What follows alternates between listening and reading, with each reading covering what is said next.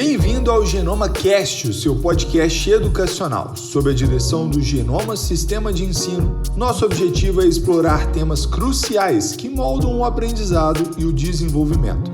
De desafios contemporâneos em sala de aula a inovações pedagógicas, cada episódio oferecerá insights profundos, entrevistas com especialistas e reflexões práticas para os pais, educadores e interessados no futuro da educação.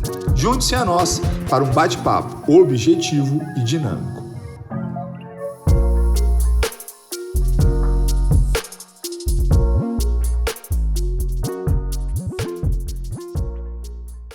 Salve, salve meninos e meninas! Sejam bem-vindos a mais um Genoma Cast. E hoje nós temos aqui um encontro maravilhoso. Falaremos sobre uma temática, ou melhor, uma área do conhecimento que é o primeiro caderno que você abre quando você vai fazer a prova do Enem. Nós falaremos hoje sobre linguagens. E linguagens, além de ser o primeiro caderno ali da prova, ele tem uma coisinha especial, que parece fácil, mas no fundo te derruba. E para ficar fácil para vocês, para que a gente consiga entrar nessa prova com mais tranquilidade, estou aqui com Ana Flávia. Ei, Ana, tudo bem? Oi, tudo jóia? Tudo bem, pessoal? Eu sou a Ana Flávia, aqui do Genoma, e trabalho na área de linguagens, né, com português e com redação, e estou aqui pronta para esse bate-papo, já dizendo que não é nada fácil, não. Nem parece fácil. Nem parece, né? Nem parece. Mas as pessoas tendem a falar que parece fácil, né? Vamos ver, então. Vamos ver. E junto com a Ana, estamos aqui com o Paulo. E aí? E aí, tudo bem, Davi? Tô bom. Sou o Paulo, sou professor de literatura, de português, mas minha paixão mesmo é literatura. E é fácil sim, se você estudar. fica um pouquinho mais. Aí ele completou meu pensamento. Mas tem técnica, não é só conhecimento divino, não é? Tem técnica e estudo, é isso que a gente se especializa. Inclusive, assim, tem a disputa filosófica entre os racionalistas e os empiristas, né? Aquela coisa do conhecimento ser inato ou não é na prática. E eu acho que quando a gente pensa, boa parte das disciplinas, né? Um dos maiores erros é acreditar que, a exemplo da leitura, o hábito de ler, o ato de ler, ele é como se fosse uma habilidade orgânica do ser humano. Não é. Não. Ele é um elemento extremamente complexo. Tem níveis, né? Tem desenvolvimento. Isso é importante até para a faculdade, né? Por exemplo, eles estão fazendo Enem agora. Eu chego na faculdade, primeira semana passa-se uma literatura, passa-se um livro, um artigo para ler clássico. Se não tiver já o nível de leitura do básico ao intermediário, como é que você vai chegar na faculdade já no avançado? Então, você não vem com esse conhecimento instalado, não. Tem que instalar DLC lendo pouco a pouco na sua vida. Inclusive, eu não sei se eu comentei isso no podcast passado, que nós fizemos no ano passado, sobre linguagens. Se eu não comentei, eu vou comentar aqui. Na minha primeira aula na universidade, a professora Helena Molo chegou para nós e falou todos, assim, éramos estudantes de uma universidade federal, então para nós aquilo foi uma mega ofensa no primeiro momento, mas depois eu percebi que ela tinha toda a razão. Ela falou assim, eu ensinarei vocês a ler. Aí eu falei assim, caramba, velho, como assim? Eu tô na federal. E de fato, ela nos ensinou a ler, porque como o Paulo já antecipou, existem também tipos de leituras distintas, né? Então, uma leitura acadêmica é diferente de uma leitura literária e assim vai, né? Então, vamos começar aqui nosso assunto. E nós estávamos falando aqui, galerinha, mais cedo nos bastidores, sobre algumas coisas inerentes à nossa profissão. E a gente já trocou ideia nos outros episódios que o aprendizado é labor, é trabalho. E nem sempre o trabalho é prazeroso. Então a gente está fazendo sempre aquela perguntinha, que é aquela perguntinha básica, né? Que é, o que você gosta de estudar na sua área e o que você não gosta de estudar na sua área? E dentro disso, ou então, o que você gosta de estudar na sua área, mas não gosta de dar aula, ou o que você não gosta de dar aula, mas gosta de estudar? Vamos começar aqui então com Ana. Bom, essa é uma pergunta que me faz assim ficar um pouco hesitante, porque eu juro que eu gosto de tudo na minha área, mas, né, sempre nós temos aí um adversativo. Quando a gente pensa no conteúdo de vírgula, né, por exemplo, na parte gramatical, Eu adoro a vírgula, né? A vírgula, ela modifica sentidos, ela altera sentidos. A vírgula é um sinal de pontuação muito interessante, mas é o erro número 1 gramatical dos candidatos, né, na redação do Enem, de acordo com o INEP. E isso já, assim, vem acontecendo há anos, né? Isso não muda. A coisa que eles mais erram em redação é vírgula. E o que acontece? O aluno ele tem muita ansiedade, né, de aprender a usar a vírgula. Então, quando a gente começa a dar aula no pré-vestibular em fevereiro, os meninos, professora, dá aula de vírgula, né? Me ensina vírgula. E o que acontece? Para a gente ensinar a vírgula, é preciso ensinar para o aluno toda a gramática. Eu não estou brincando, assim. Caramba. Toda a parte de sintaxe, tudo que existe dentro de sintaxe. Então, ele vai ter que saber o que é sujeito, o que é predicado, o que é objeto direto, indireto, complemento nominal, agente da passiva, apulso vocativo, oração subordinada, adjetivo, substantivo, adverbial. Assim, é um mundo de coisas, né? Então, eu não vou dizer que não é uma coisa que eu não goste, mas como eu vejo uma resistência muito grande dos alunos, né, que criaram esse bordão de que no Enem não cai gramática, né? Eles criaram essa mentalidade, não cai gramática no Enem. Mas espera aí, você vai fazer um texto, você tem que pontuar esse texto. Exato. Né? Você vai ter que usar o acento indicativo de crase, que pode até gerar uma ambiguidade ou desfazer uma ambiguidade. Então, a minha dificuldade não é nem de estudar, assim, eu vejo que é a questão da vírgula, que eu adoro, né, estudar, mas eu sinto muita resistência dos candidatos em realmente aprender, porque eles querem aprender a vírgula. Mas não querem aprender a vírgula, né? Eles querem, mas eles não querem passar pelos pré-requisitos. Porque é um processo, né? Porque é um processo, exatamente. Então, assim, a vírgula é um conteúdo que em qualquer instituição ele vai ser trabalhado no segundo semestre, porque a gente precisa de um alicerce, né? Existem pré-requisitos gramaticais para o entendimento da vírgula. E são pré-requisitos gramaticais que não caem em questão de linguagens. Realmente que não tem uma questão perguntando sobre sujeito, sobre predicado, sobre complemento nominal, né? Mas sem essa base, ele não vai aprender vírgula, não tem como. E em literatura, muita gente fala que o problema principal, é a interpretação de poema. Eu até entendo de quem que escreveu, mas interpretação de poema. E aí, muitas vezes, a chave da interpretação, e a gente passa isso em aula, é você saber qual que é o sujeito. A pergunta é simples: onde está o sujeito? Beleza. E onde que está o verbo complemento? Porque às vezes na literatura o sujeito está embaixo, o verbo está lá em cima. E essa é a questão básica de interpretação, saber sobre inversão sintática. Se ele não sabe sobre análise sintática, na hora que ele vai estudar um parnasianismo da vida que é cheio de inversões, ele vai ler o poema, não vai interpretar e não vai responder a pergunta. Então, a gramática, de fato, talvez, e às vezes é sim um fim, tem questões próprias, mais raras, de fato, mas ela é uma ferramenta, e é uma habilidade, né? Eu nem trabalho com habilidades, e ajuda até mesmo na interpretação. Mas é um desafio muito grande levar o conteúdo gramatical para a sala de aula sem que haja resistência. Assim, né, por parte, talvez, da maioria. E essa questão que o Paulo está dizendo é muito interessante porque, às vezes, a gente tem na prova, né, de linguagens textos literários e o enunciado, ele traz cobranças linguísticas, né? Então, você tem ali como texto base um poema, um fragmento de uma crônica, de um conto, mas o enunciado, ele requer a avaliação de componentes que são linguísticos, mostrando quanto que a prova de linguagens ela é interdisciplinar, né? Não existe isso, a questão de literatura, é uma questão de português, né? É uma confluência que a gente tem. Tem um exemplo besta que já aconteceu com aula minha, é até engraçado, porque no poema do Castro Alves, no Ave Negreiro, tem uma parte que ele fala assim: negras mulheres, falando sobre as mulheres que estão ali, né? Aí fala: negras mulheres suspendendo as tetas, magras crianças cujas bocas pretas regam o sangue das mães. Só que se você for ver, gramática, negras mulheres suspendendo as tetas, aí A com crase, né? E assim, vários alunos lendo e tal, aí um teve a coragem de perguntar: professor, por que poema, achei interessante o poema falando ali da parte social, abolicionista, né? Mas como está falando, de repente, que as mulheres estão suspendendo as próprias tetas, né? Não teve mais popular. Pelos padrões estéticos. Do nada ele coloca isso, mas, filho, vamos ver crase aqui.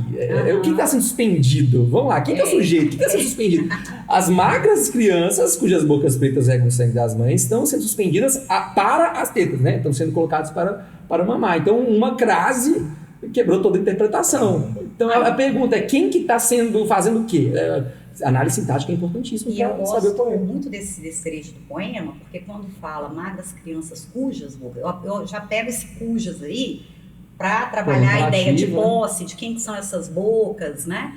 Porque é um pronome também que eu vejo a meninada usando aí em qualquer lugar, né? Coloca um cujo ali, antes, né? Professora, eu vou colocar um cujo que o corretor vai endoidar comigo. Né? Não é assim, a gente tem que usar as palavras com propriedade, sabendo qual que é o significado que elas têm, né? E não só o significado, que também, pegando o exemplo do Paulo trouxe aí, também o sentido que ela pode atribuir, porque o significado e sentido, pelo menos assim, quando a gente vai pegar o campo da literatura mesmo, né? E eu estou pegando aqui o campo artístico da música que me veio à cabeça. Nem sempre o significado expressa o sentido que eu quero colocar ali. E por vezes o sentido ele vai estar numa estrutura gramatical. A estrutura gramatical vai mudar o sentido, ou a forma como aquilo vai ser escrito. Colocada a técnica, né? A técnica, e exatamente. E aí, quando você falou no início, né, da questão da leitura, é muito importante, assim, o candidato entender que a leitura que ele vai fazer, tá? É uma prova de leitura, é uma prova para ler, né? É uma prova em que se lê, sim, mas que leitura é essa, né? É uma leitura, igual o Paulo falou, que ela tem que ser feita em profundidade. Então ele tem que atentar para o fato de que tudo que está ali é texto, né? E a prova de linguagens, ela trabalha muito com elementos verbais, não verbais, gráficos, tabelas, tirinhas. Então, tudo que está ali, uma data de uma referência bibliográfica, ela pode trazer um novo sentido, né, para um texto, pode trazer uma nova referência, uma escala, uma tabela, né, que está ali, uma cor, né? Então, é importante dizer que não é uma leitura, tem que haver uma competência como leitor, né? Porque é uma leitura que vai tentar apreender sentidos, é uma leitura que vai tentar captar ironias, né? Então, não é uma leitura fortuita, não é uma leitura qualquer. Não é um lazer, né? Exatamente, não é uma leitura ali por entretenimento, é uma leitura que está perseguindo indícios, pistas, né? Para que se chegue à alternativa correta, que é o objetivo. E aí, só complementando o que o Paulo comentou, até sobre a coisa da leitura estar estruturada em prática, indiscutivelmente, a prova não é uma leitura por prazer, mas a leitura pelo prazer te ajuda a entender melhor quando você for confrontado pela estrutura acadêmica, né? Vamos pensar assim, né? Então, o indivíduo que tem o hábito de ler, quando ele vivencia... Tem habilidade, né? Já desenvolvida desde lá dos livros do ensino fundamental 1, é que na academia, você vai para essa academia já com um supino de 30 quilos, você não vai, mas a leitura é isso. Às vezes o menino ele vê, nossa, eu ouvi falar sobre Kafka, eu ouvi falar sobre Clarice Lispector no TikTok, mas eu fui ler e não consegui. Por quê? Porque talvez faltou justamente ali uma leitura mais básica no início. Pouco a pouco você vai melhorando, vai acostumando. A gente não fala para os meninos lerem Guimarães Rosa começando por Grande Sertão Veredas, né? A gente não fala, não, começa pelo conto, entende, compreende, acostuma, vai desenvolvendo habilidade. E aí o estudo de linguagens é isso. Então, assim, você ser direcionado para um professor muito importante para isso. A linguagem é só interpretar. Não é, porque o professor ele vai te dar esses toques, vai ler os textos com você, vai te ensinar a ler, né, realmente aquilo que precisa. E ler, quando vocês falam em hábito, né, eu tinha uma professora na UFMG que falava muito isso. Hábito é algo que a gente faz por disciplina. Então, por exemplo, escovar os dentes, né? Não é todo dia que eu que gostoso que é escovar dente e tal. Você tem o hábito de tomar banho, os hábitos de higiene, por exemplo. Assim tem que ser com a leitura também, porque quanto mais repertório repertório não é só para redação. Não. Né? Repertório é para todas as áreas da vida e é para todas as áreas do conhecimento, é para todas as provas do Enem. Então, quanto mais repertório você tiver, mais conhecimento de mundo você tiver. E uma coisa que eu percebo, né, é que assim, a minha geração, que não é a sua, né, Paulo? A minha geração, assim, nós não tínhamos todos esses recursos, né, que existem hoje, eu não tinha oportunidade de um podcast. Não. Né? Eu não tinha. Então, assim, era tudo lendo, e escrevendo. Então, hoje, gente, a informação, ela tá tão acessível, né? Seja para você ouvir, para você ver. São tantas formas, tantos modos de leitura diferentes, né? Que eu acho que não tem desculpa para eles não irem preparados. E eu achei, você trouxe uma abordagem que eu achei muito interessante. Eu vou falar sobre uma vivência. Eu me chamei de velha? Não, é porque eu estava estudando um dia desse atrás, estava estudando um filósofo mesmo, e é um filósofo difícil, que é o David Hume. E eu estava, assim, estudando, aí eu lia comentadores, aí eu vi uma videoaula, aí eu falei assim, bicho, tá difícil. Aí o que eu fiz? Eu peguei um texto dele, eu fui ler o texto dele, e eu achei mais fácil ler. Do que a ideia. Eu achei mais fácil entender ele por ele mesmo, pela leitura, do que por um podcast. Por quê? Aí entra aquela questão geracional, que a minha geração, a sua, a gente só tinha Barça como fonte de pesquisa. Nossa, quantos trabalhos eu já fiz. Então a gente lia muito para poder entender qualquer coisa. Então, para mim, às vezes, extrair uma informação de um texto, eu julgo ser mais fácil do que eu extrair num podcast. Né? E isso é meu, tá, gente? Isso não estou dizendo que é uma regra, mas para mim, por causa desse hábito, é mais fácil. Na contrapartida, né, e aí complementando, como eu não tenho um hábito de ler literatura, que eu estou tentando corrigir agora, estou corrigindo isso. Não comece por não ser tão verídico. Não comecei. Não que seja ruim. Não é isso, mas não comece, vai traumatizar, né? Vou traumatizar. Mas aí nem um caminho de suando. A Clarice Lispector tem uma carta para o Fernando Sabino, dela relatando, nossa, você viu o novo livro do Guimarães Rosa, que a Lispector conhece por ser hermética, é difícil. A Clarice Lispector fala, nossa, eu achei difícil, não entendi muito bem, mas eu tô gostando. Exato. E aí eu ia falar isso, por exemplo, o poema, a poesia, eu acho muito difícil de ler, né? Mas entra o que você está comentando, né, Paulo? É preciso reconhecer que, independente do lugar que você está, é preciso que alguém te ajude a entender esse caminho que você está iniciando. Sim, e a gente tem feito agora, nessa reta final, a gente tem feito aqui no Genoma um treinamento, né, nas minhas aulas, de simulados com questões e questões de linguagens, e é impressionante como que eles melhoram, né, isso assim, vem relatos deles, né, dizendo, nossa, professora, como que tá assim, mais fácil de acertar a questão? Eu falei, sim, é porque é um treinamento. Treinamento. É um treinamento. Porque eles percebem que a parte mais importante de linguagem é o padrão. Linguagens têm um padrão. Eu gosto, por exemplo, de estudar história e tudo mais, mas ainda assim, esses dias eu fui resolver questões de história, eu peguei 20 questões de história recentes. Eu fui muito bem, não pelo que eu conheço, eu estava realmente estudando, mas nas mesmas técnicas que a gente utiliza em sala de aula, é entender o padrão do Enem, entender que a primeira coisa que você deve interpretar melhor do que qualquer texto é o enunciado, é saber que você não deve sair do que o texto está falando, você não pode interpretar, tem que compreender. Interpretar é seu pensamento sobre o texto. Passa um texto lá, por exemplo, sobre, do Mário de Andrade, Ode ao Burguês, aí você está interpretando que hoje em dia há grande desigualdade social. Bacana, você está interpretando, mas o que o texto fala? Está falando realmente de hoje em dia? Está falando daquilo que tem? Então, ficar dentro do texto, saber que se está perguntando sobre o modernismo e sobre o poema, você não pode dar só uma característica do modernismo. Tem que ser a característica do modernismo que está no poema. E aí, repetindo, eles pegam o padrão. E assim, uma fala interessante, né, que acontece há anos, né, assim, todo ano eu vejo se repetir, eu fico muito feliz. Às vezes o aluno chega para mim e fala assim, nossa, professora, eu nunca pensaria nisso. Eu falei, mas a partir de agora você vai pensar. E vai ser óbvio. E aí aparece uma questão, você tinha razão, agora eu já consegui acertar uma por causa da maldade que eu ganhei. Não é a maldade, na realidade é a estratégia, né, que ele adquiriu, a estratégia que ele adquiriu. E hoje, como eu falei dessa coisa de ser acessível o conhecimento, aproveitar quais são os temas mais recorrentes, né? Vamos entrar lá, hein? Então, spoiler, também vou esperar. Eu tenho um relatório legal. Vou esperar. Não, então vamos começar. Então vamos começar? Vamos. Então, eu vou olhar minha colinha aqui. Tá, Eu vou pegar minha cola, então. Até porque, né, gente, quando a gente para pensar sobre temas que são mais recorrentes, a gente sempre fala isso com todos vocês, todos os episódios. A gente não está falando que vai cair, mas a gente está dizendo que probabilidade de cair pelo histórico de repetições.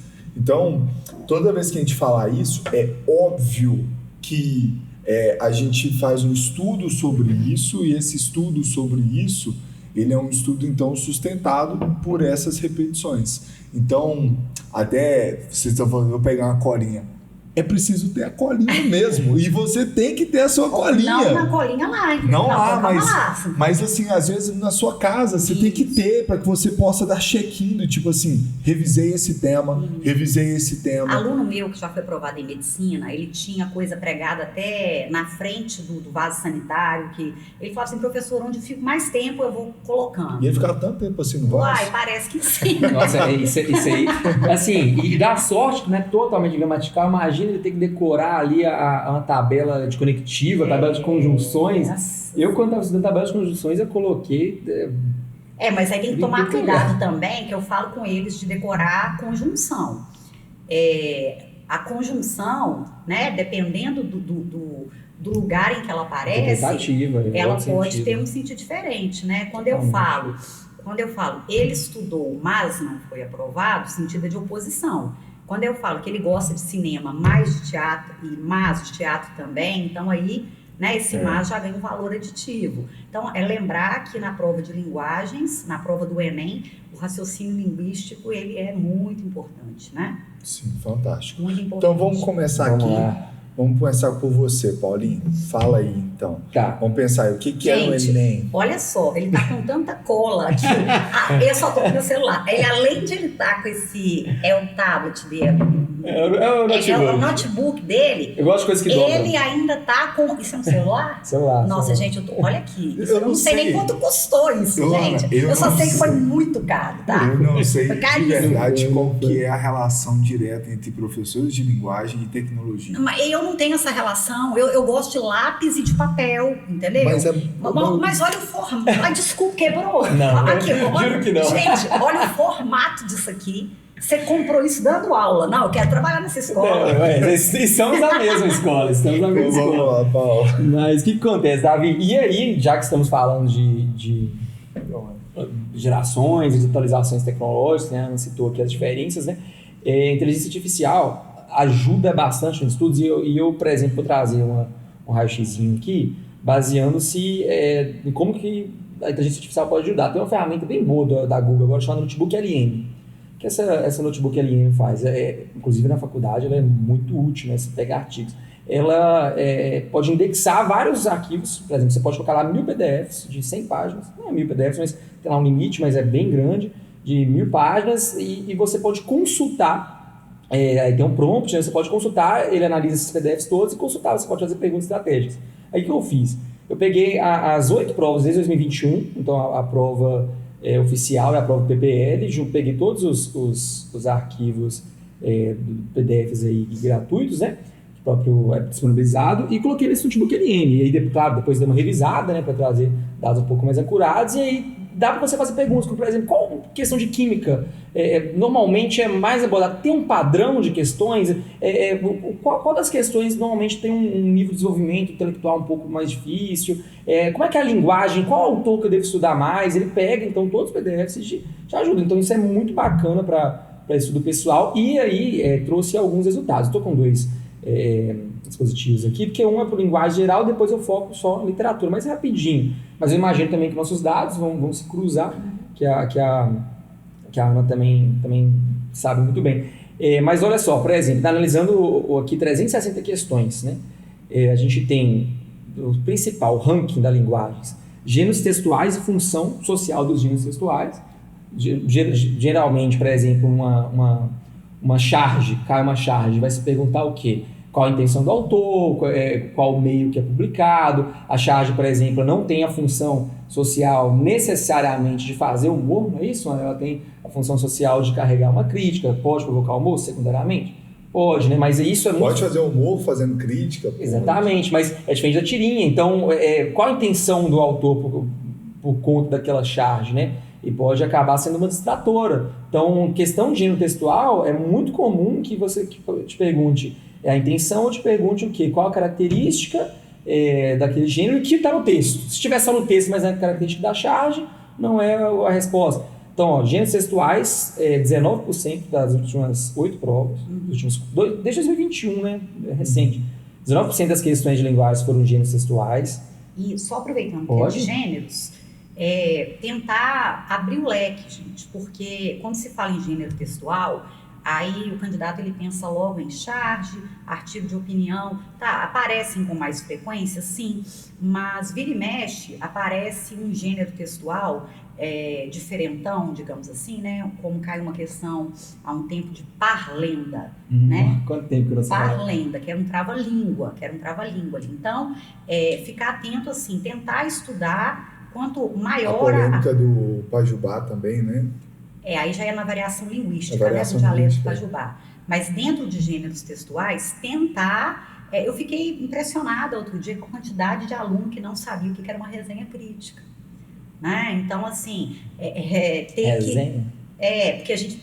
eu nem sei como é que a palavra resenha foi dar essa ideia de festa. Eu fiquei até de pesquisar isso, sabe? Que eu acho interessante. Mas, enfim, a resenha crítica, ela traz, né, a avaliação, a apreciação de um bem cultural, seja um filme, um disco, um livro, uma exposição, uma mostra. Então, vocês têm que expandir aí, quando forem estudar gêneros textuais, expandir o máximo possível, porque é uma parte boa da prova, né? Crônica, cai muito aí fazendo uma interligação com literatura, saber que crônica é o objetivo de fatos cotidianos, reflexões, né? Então, a pergunta é muito relacionada ao gênero mesmo, a característica do gênero e o que tem no texto, que tem como característica. Segunda, funções de linguagem, figurinha carimbada, né? Sim. Funções de linguagem muito importantes, tanto na literatura quanto na linguagem em geral. Um texto do Olavo Bilac, por exemplo, que é um poeta, pode ser função poética, função metalinguística. Não, metalinguagem. Eu fiz uma aposta com eles. Última flor do Lácio. Ano passado fiz uma aposta. Gente, se não caiu a questão de função da linguagem, de metalinguagem, eu faço uma corrida pelada na praça, de madrugada. O Google falou isso, principalmente a função metalinguística e poética. E a terceira que mais caiu foi conativa e apelativa em anúncios. Eu apostei com uma coisa que eu sabia que ia cair. Você correu pelado pela praça? Não, ia ser de madrugada também. De madrugada. Entendi. Mas o que acontece? A especialista sabe da palavra. E o que eles apostaram? Eles tinham que perder alguma coisa. Nossa, nem sei. Mas estava tão certo. Era vaga, eles estavam apostando a vaga. Exato. É verdade, né? Você tem que acreditar. Poética e metalinguística, as duas principais das funções de linguagem, são 6. A função fática pode cair, mas é muito fácil, né? Poética e metalinguística. Eu falo que é fática de fácil. Muito fácil.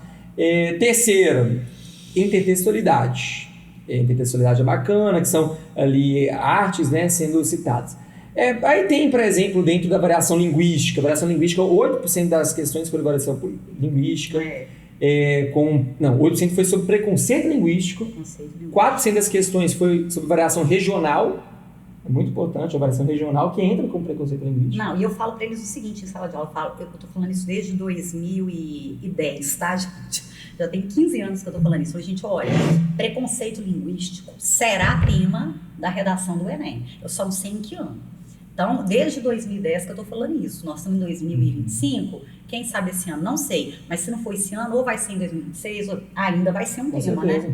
E vai ser fantástico, porque é um tema metalinguístico, né? Com certeza. E literatura em si, eu passo a minha bola para a Ana, mas literatura específico. Literatura é o segundo tópico que mais cai em linguagem em geral, mas em literatura, olha só, a gente vai ter muito modernismo, então a gente teve 18% sobre modernismo, especialmente ali modernismo de primeira a segunda geração, a terceira geração cai um pouco menos, mas é relevante, então vai focar em literatura, foca no modernismo. Depois do modernismo a gente tem, perdi aqui minha colinha, meu Deus, ok.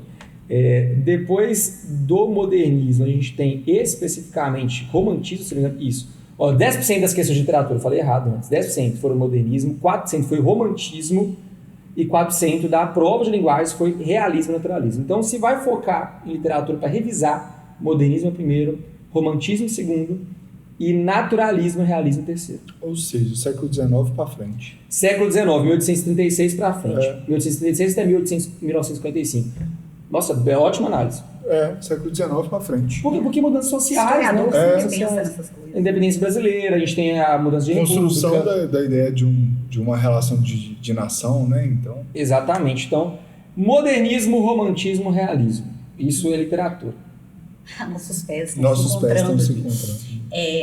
Pode falar. Pode ficar aqui. Deixa eu mostrar o seu também. Estou trabalhando. Olha, na prova de linguagens, né, eu pesquisei de 2012 até 2024 os temas mais recorrentes, né? São sempre temáticas atuais que envolvem tecnologia e sociedade, uso das redes sociais, diversidade cultural, problemas ambientais e direitos humanos. Então, assim, tudo que vocês puderem não só ler, né, mas ouvir, refletir, assistirem, né? Escutar, porque eu falo que para o Enem é tão gostoso estudar para o Enem que quando você vai ter um momento assim que né, na minha época de estudante, eu só estou me colocando como velha, né? Mas na minha época de estudante... Eu também fiz vestibulares. né? Então, que bom. Então, na minha época, aquilo que eu considerava como uma pausa, que era ir para um teatro, que era ir para uma exposição, que era assistir a um filme, e tal, aquilo ali era o meu entretenimento, era o meu momento de respirar. Hoje, quando esses meninos fazem isso, eles estão estudando. Porque, de repente, o que vai te salvar ali na hora da redação é o filme que você assistiu no final de semana anterior. Exato. Não, professora, eu assisti a um filme que falava de cultura africana e ali, eu assisti um episódio do Chaves, que agora está na Netflix, e aquilo ali me conduziu, né, para uma tese na redação. Então, assim, hoje são múltiplas as possibilidades. Né? E são possibilidades agradáveis, gostosas. Ser culturalmente ativo, né? Faz bem para a vida. Faz bem para a vida, exatamente. Eu confesso que já falei isso em outros momentos, eu acho a prova do Enem uma prova muito boa. Eu gosto muito dela. Eu sei que algumas áreas as pessoas sentem falta dos vestibulares tradicionais.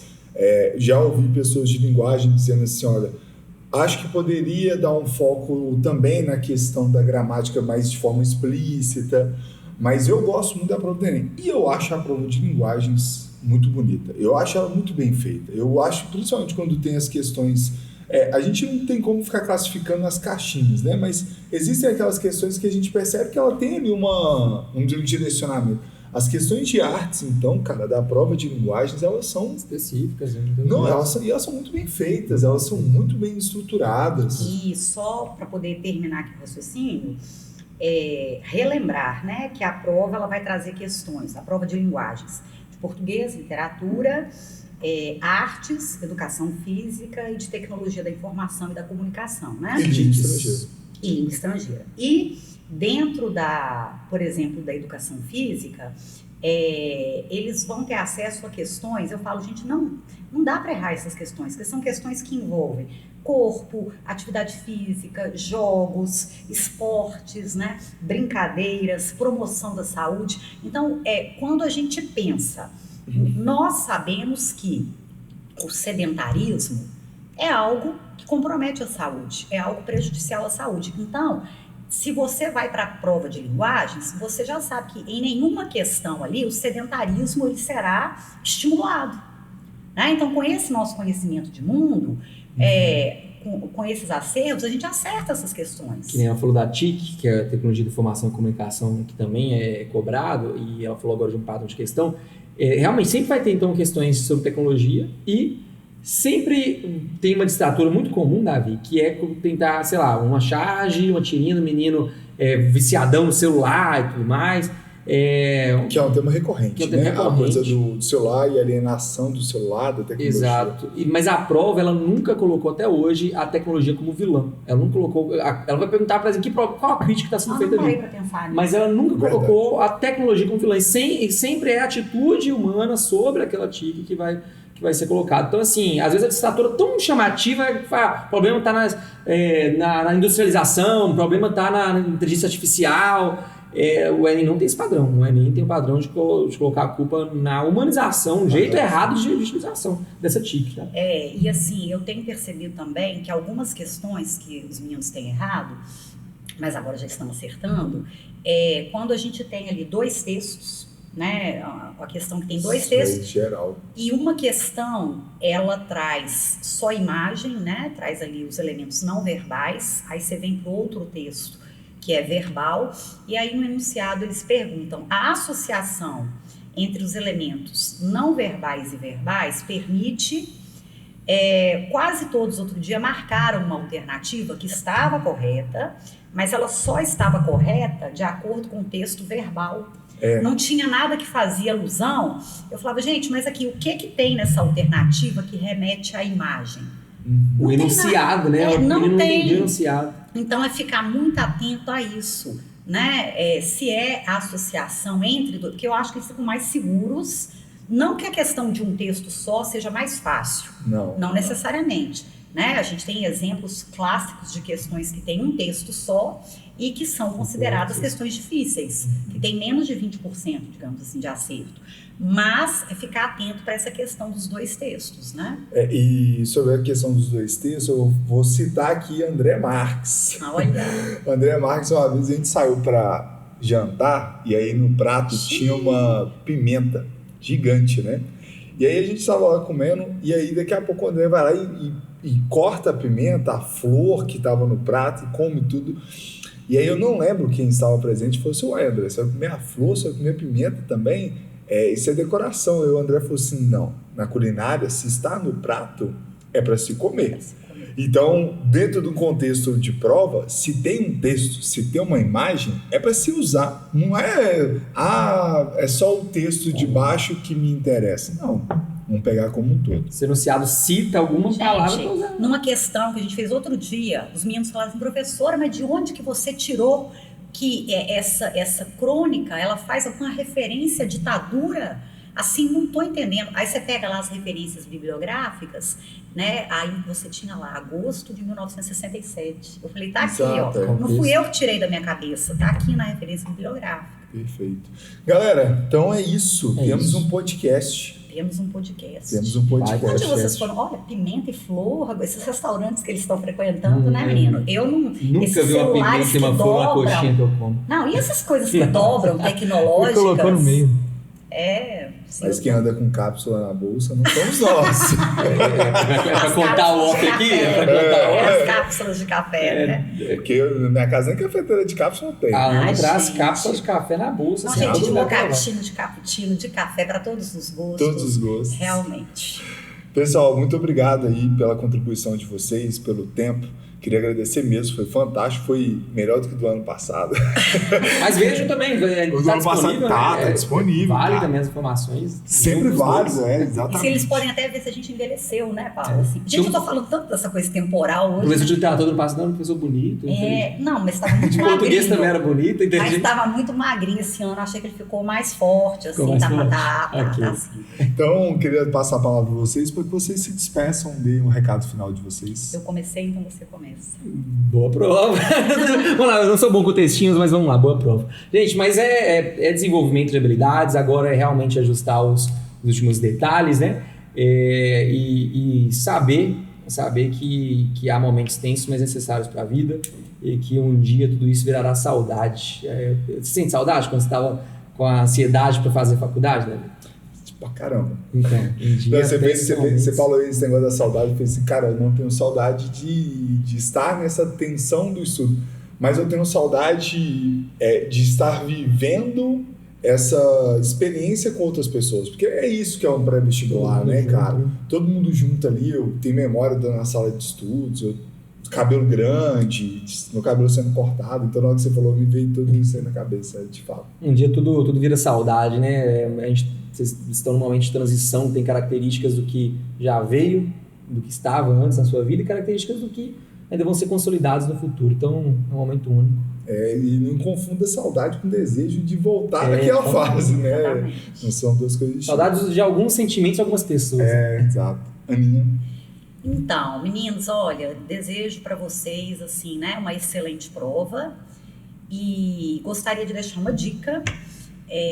Quando vocês forem fazer a prova de linguagens, eu acho muito interessante, assim, que vocês façam uma leitura rápida, identificando as questões mais curtas, as questões, né, que vocês consideram mais fáceis, separando, deixando aquelas questões assim que você está vendo ali, que você está em dúvida, você coloca aquela interrogação, vai marcando as suas dúvidas para já facilitar o seu raciocínio, mas já garante de uma vez as questões que são familiares, as questões que são fáceis, né?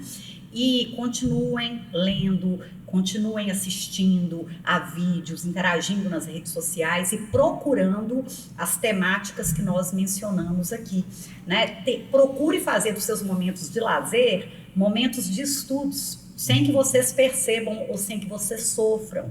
Porque estudar pode ser muito prazeroso, estudar é muito prazeroso. E continue se preparando para o Enem, porque tá chegando, tá? Eu vou deixar pode deixar uma musiquinha no final? Pode. Eu quero deixar uma musiquinha dedicada para o Enem, pode? Do Enem. Pro Enem, pode? Pode, a gente só não pode tocar, porque... Tá, mas eu posso cantar? Pode? Pro Enem? Cantar? Pode. Tu vens, tu vens. Já a revelação do Enem. Eu já escuto os teus sinais. Pronto, deixa aí. Isso aí. Galera, muito obrigado por vocês que ficaram aqui. Tenho certeza que vocês sairão desse encontro de hoje com muita informação. Ana Valença, isso aí. Perfeito. Não, e a melhor parte é essa, galera. Vejam a importância do que ela estava dizendo anteriormente. Você sabia que a Ana Castela é Ana Flávia? Sabia disso? Repertório não é só pra prova, é pra vida. Olha só, ela usou isso agora. Entendeu? Você acabou de usar, então é isso. Então agradeço vocês. Vem, Enem, então vem. Gente, vamos acabar isso aqui. Vamos lá. Então, tchau, gente. Tchau pra vocês. Antropofagia cultural.